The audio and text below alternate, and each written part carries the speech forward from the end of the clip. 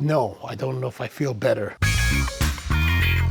This is a table that we're working on for a friend of mine. These cuts are going to be some of the most stressful cuts. Like I'm actually feeling a lot of stress to make these first cuts. Got these slabs, they're 6/4 walnut, locally sourced from a local store that I like to work with here, who's really about 2 miles away. And I really like that because in my professional life as a coffee person, we work with a lot of sourcing for locality as well as origin. The idea of working with a local sawyer that has wood that is hyper local from the farm that they fallen, or that they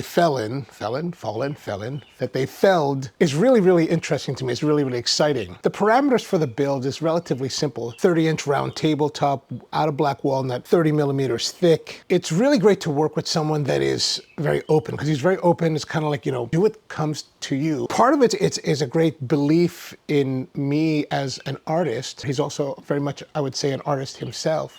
But that openness to the direction actually brings on a lot of stress that I never thought was going to be there until now, until we're at the point now of actually getting ready to cut. 28 board feet of 6/4 walnut. Since the table is 30 inches round, you know, we got to cut the actual rough sawn lumber larger.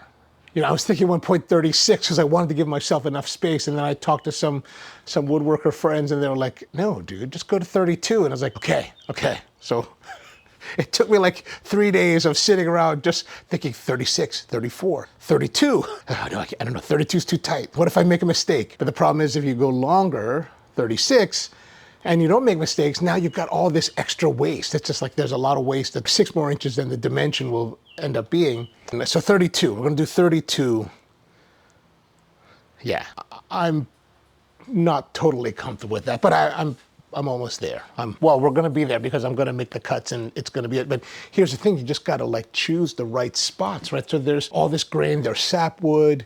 Some of the grain varies in color, some reddish, you know, some purplish, some dark brown, and then the white of the sapwood. So it's like, how much of that do I need to cut out? How much of that do I need to keep? There's some spots like in the lower or in the middle section that's kind of swirls, almost like cathedrals. I would like to incorporate that in there. And then there's checking at the bottom. Do we incorporate that into it?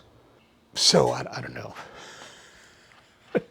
First cuts from the bottom edge that you can see it here is going to be 33 inches, just to give me a little bit of space, because I want to make sure that that rough sawn edge, that end grain edge, has enough space. I feel better that way. I just feel better. These boards are from the same flitch. They're actually sequentially cut. The one that's on the left actually sits on top of the one that's on the right. So we could do some kind of book matching. We're gonna do the first one at 33, then 32, so that if we can get, you know, these boards are 11 inches more or less across, so 11, so if we get 10 inches out of them, 10, 10, 10, we got 30 inches. Even if we cut it down to 8, 8, 8, all those 4 sections should give us the yield we need.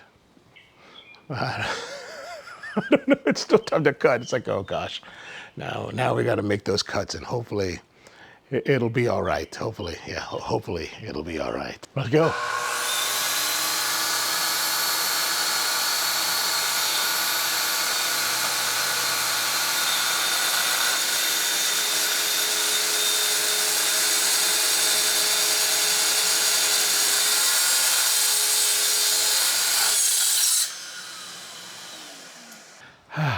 No, I don't know if I feel better.